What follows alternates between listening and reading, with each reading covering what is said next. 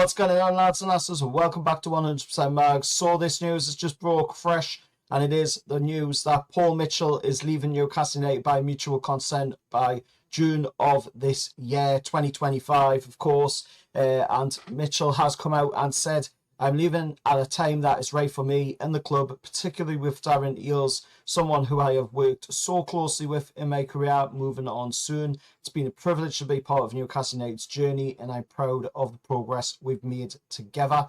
That, of course, coming from Paul Mitchell, the club acknowledging Mitchell and thanking him for his contributions and professionalism during his time on Tyneside and Newcastle United. And Newcastle, of course, wishing him the very best in his future endeavours as well. Now, looking at this, I've got to say, this looks like it has been discussed between both parties. It looks like, the club and Mitchell have well and truly thought this over and thought that this is obviously the right time for both parties to depart and go their separate ways. Obviously, Paul Mitchell hasn't been in for even a year yet, but obviously there's a reason behind everything, and as we've just heard there, Darren Eales obviously leaving the club, as we talked about earlier in the season, where we heard the news that Darren Eales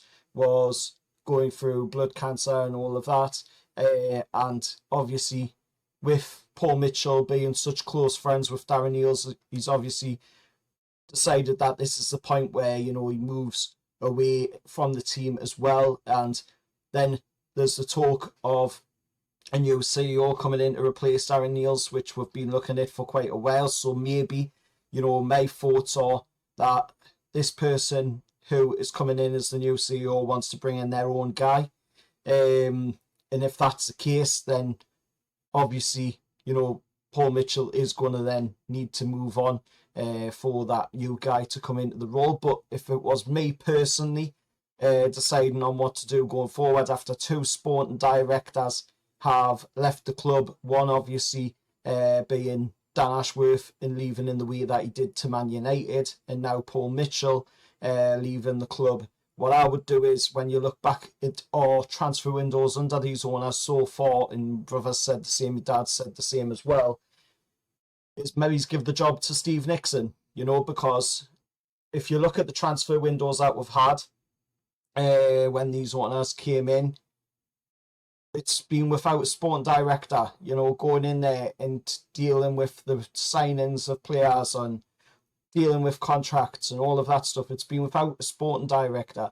The first window was basically, Amanda Staveley and Steve Nixon doing the legwork and getting the players through the door. And then the second window was pretty much the same thing. Obviously, Amanda Staveley's no longer with the club now because she departed from the team.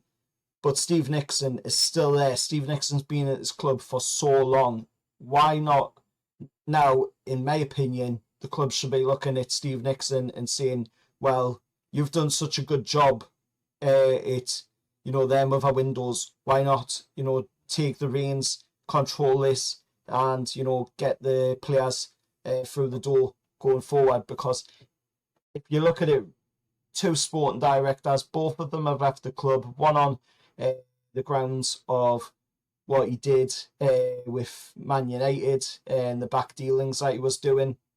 And then, of course, Mitchell here is leaving by mutual consent.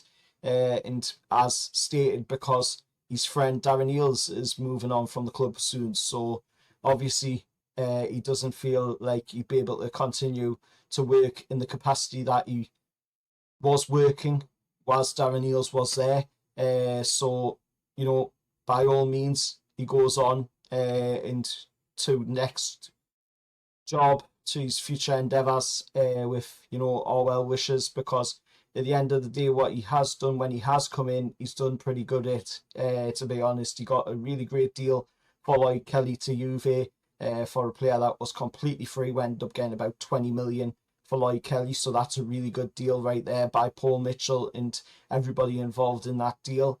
And then, of course, the deal regarding, Almiron going to Atlanta United and returning back home to Atlanta United as well. So brilliant deals. He has done some good stuff, but obviously he feels himself that it is time to depart. And who are we to stand in the way of that? And if we've got somebody coming in, of a CEO that is wanting to bring in his own person, then that is brilliant. Remains to be seen who that CEO is at the moment, because the club obviously haven't announced anything on that yet. But when it does get announced, there will be a video for me talking about it, of course, and giving you my thoughts on the person, in honest, prediction, honest views on who the person is, who the CEO brings in, if he does bring in a sporting director of his own as well. But anyway, let us know your thoughts down in the comments below. What's your thoughts on this? It's just come out of nowhere. It's been a bit of a shock, breaking news for it, to be honest, and especially when you consider that we've got a massive summer window coming up. But hopefully it doesn't, do anything bad to that plans. At the end of the day, the club have said themselves, that they've got who they want in mind to bring in, and nothing's going to change that. They're going to be aiming for bringing them players in that are on that list that they've set out. So nothing's going to stand in the way of that, and I'm sure this won't stand in the way of that neither. But anyway, let us know your thoughts down in the comments below. Hit like, share, subscribe to the channel, and I'll see you all for the next one. However, that's